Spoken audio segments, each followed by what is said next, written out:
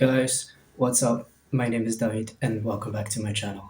So this is my third week here in Sweden. If you didn't know, I am currently on exchange at Stockholm University, and I thought it would be interesting to talk about some culture shocks that I have experienced because I study Scandinavian studies, so I didn't really expect to have a lot, if any, culture shocks because I am aware of Swedish society and how things work here, but there's still some little vague things that I found interesting or weird or did not expect. So just as a disclaimer, this is not really going to be a top 10 things you need to know about Sweden. There's tons of things about that, tons of videos available. So if you're looking for a more general thing, then I would suggest looking at that. This is a more fine-tuned things that people don't really talk about, things that you may not even notice type of things. So yeah, if you're interested in the things that aren't really that obvious, then welcome. First, number one, which I really need to get out of the way, is, at least for me, as someone who came from the Netherlands, it's really not that expensive here. You hear these horror stories about how Scandinavia is extremely expensive, and while that is absolutely the case in Norway, I've been there multiple times, I know how expensive stuff is. It's really not that expensive in Sweden, and I know that part of that is because of the Swedish crown being a very unstable valuta right now, compared to the euro, for example. So it's very nice for me right now to exchange my normal euro money into Swedish crowns. But also, this stereotype that Sweden is expensive is usually told from the perspective of people who live in countries which are cheaper, I guess. And I don't know what the exact global ranking is when it comes to most expensive countries, but the Netherlands certainly is on that list. So yeah, I've heard these stories about, oh yeah, it's so expensive, you need to save up so much money, and literally everything I've ever bought here is cheaper than back home. So yeah, if it was something that might hold you back from moving to Sweden or visiting Sweden, do it now while the Swedish crown is very weak, because it's not as expensive. And number two, which is also very financial related, is that there is so much free stuff here. I've paid for things and then realized that I could have gotten them for free, like so many times. Like, for example, I was at McDonald's and I wanted to buy just the menu with fries, and I found it weird that there was no ketchup in the sauce choices. They only had like different types of sauces, which you had to buy. And normally back in the Netherlands, you get fries and then you pick one sauce and that's like included in the price. So I thought it was weird, but I was like, okay, I'm just buy another sauce. And then while I got my order, I saw there was like this huge tap for ketchup that you can just take how much you wanted. I was like, I've never seen this before.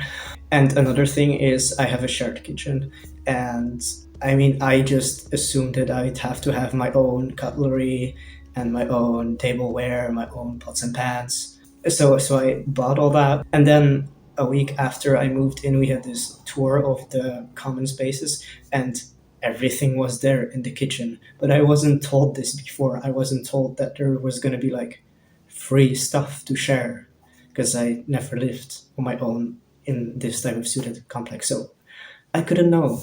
And there's so many like events and stuff that just offer free food and coffee. It's so easy to get like a free snack and a free drink. That's very different in the Netherlands. And speaking about free food and coffee, that brings me to number three, which is the fika obsession. I know that fika was a thing, as someone who studies Scandinavian studies, I'm very aware of the concept of fika. If you don't know what fika is, it's like a coffee and cake, a time to get together, which is a bit less formal than coming together for dinner, for example. So yeah, I knew this was a thing, but it's a thing. Every single possibility you could have to get a coffee and a cake, it's there. So a lot of student association meetings or something like that always offer, or like free fika, free fika. There's like fika deals in restaurants, in cafes. It's like, wow. And speaking of free things for students brings me to number 4, which is student discounts. And I know that student discounts are a thing everywhere, but here there are so much more student discounts than back in the Netherlands. Like there we get maybe in a few restaurants and museums, free public transport, and that's about it.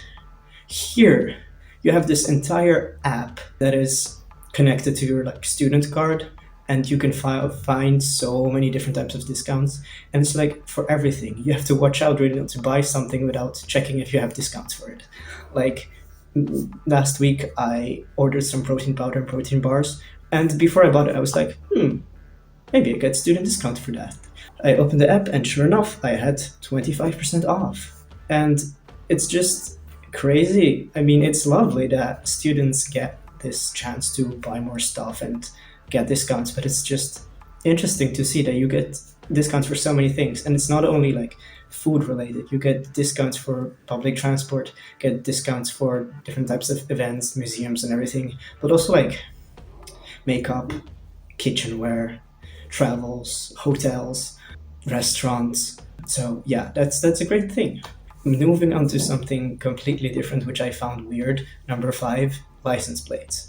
Now this may sound weird, but I find Swedish license plates empty. They have, I'll show a picture of how they generally look like. They have like 3 things and then 3 other things, which is the exact same amount of letters and numbers as back in the Netherlands, but they don't have these like dashes in between, which makes it very empty. Like I know this is like vague and really not important, but I just found it interesting. And another thing when it comes to license plates is that there's way less international license plates. I mean, for obvious reasons, not many people drive to Sweden. The most common you'd see are Danish, Norwegian, and Finnish and Polish ones, because Poland seems far away from Sweden, but it's a ferry connection. So, and Polish people are everywhere. I know, I am Polish, I'm here.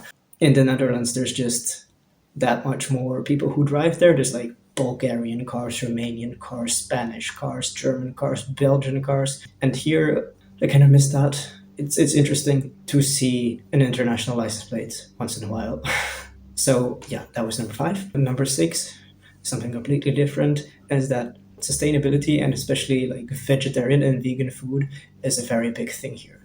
Sometimes when you get coffee, they don't even offer cow milk anymore. It's just only oat milk or other plant-based alternatives.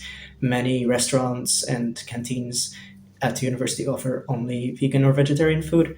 I think that's great that they are investing in these greener options, I guess. It's not like there's no meat here. It's just that it's interesting how vegan and vegetarian options are really pushed to be the one that people should choose. I mean, I'm personally not vegan or vegetarian, but I do really like this idea. And I mean, I don't like milk and coffee, so I would have chosen oat milk anyway. So for me, that's an amazing thing. Now, number 7 is a people-related thing, and it's that people don't greet each other on the street here. And don't get me wrong, that is a positive thing. In the Netherlands, you cannot even go 2 steps outside of your front door and everyone is like, hey, hello, hi, how are you? I just want to go out in peace. And here, even if you're in the middle of a forest and one other person passes you, nothing. Amazing. I know that some people crave social interaction, so maybe that's not for them. But for me, I love not being perceived on the street, especially because I usually listen to music like when I go out and I have like headphones in. So I don't want people talking to me unless they know me. Like, of course, when you see a friend, you greet each other. But in the Netherlands, there's this very big thing of just saying hello to everyone on the street, and you're seen as rude if you don't do that. So I like this attitude, yeah. And number 8 is related to this, and it's silence. Silence everywhere, especially silence on public transport. I haven't really traveled with the public transport that much here because I live walking distance to anything, but I have noticed that people just are quiet and basically doing their own thing on metros and buses and trains, and they generally also don't sit next to you if there's other places available, which is also great. And I also do that when I'm in the Netherlands. I don't like sitting next to people. I prefer sitting on my own. And if there are places next to someone, but I'm not going anywhere far, I will just stand. So for me, this is great. And I live in a big city. I live in Stockholm, but it doesn't really have this big city feel. I mean, I can show you the view. Like, literally, the view outside is a forest. And even if you go downtown to Stockholm, it's still not really as busy as, for example, Amsterdam.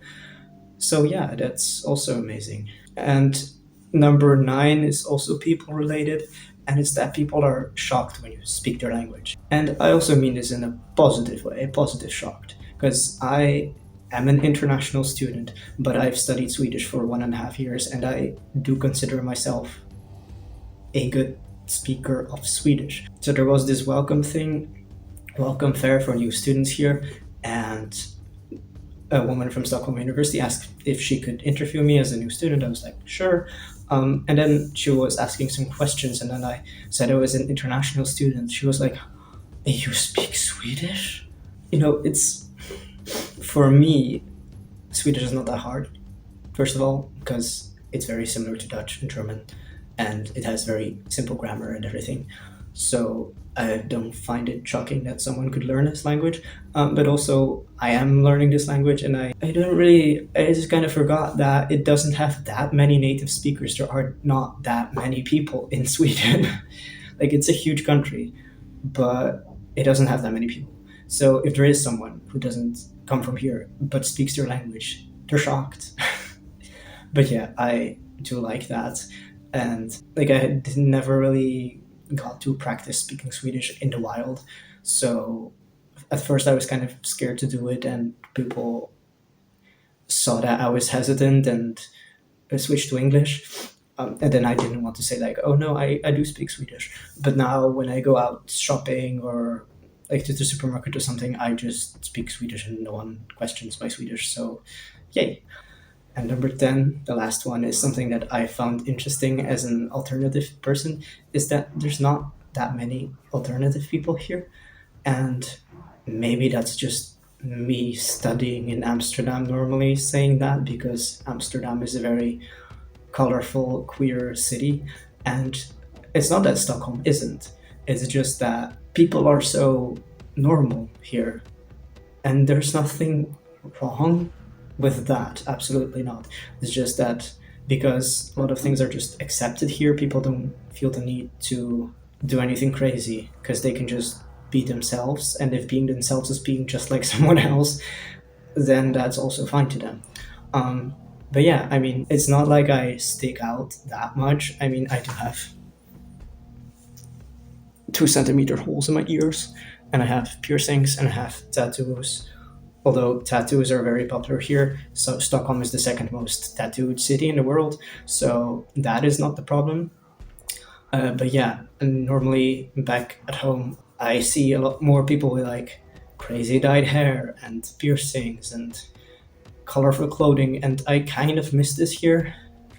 And maybe the winter is also kind of part of it, because it's quite grim and gray, and people usually wear their warm clothing, and that's not necessarily their most fashionable clothing. But yeah, I'm kind of sad about that. But people are interesting anyway. You don't have to look cool to be cool. And yeah, I just found that interesting, personally.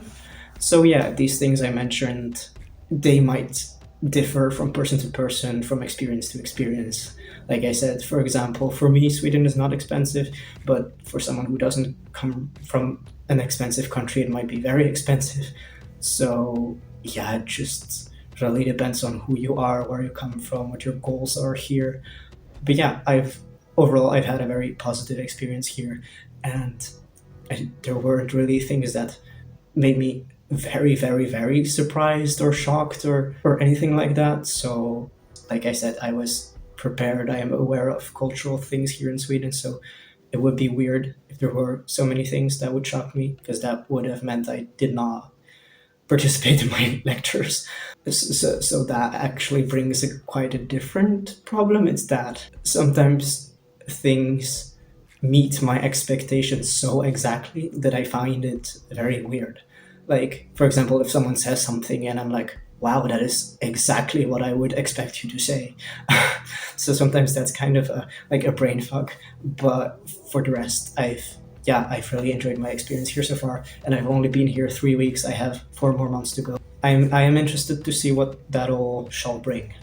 And this weekend I am going up north to Lapland, so I'll probably make a video about that next week. And yeah, thank you for listening to me today. I hope you found this entertaining and maybe learned something.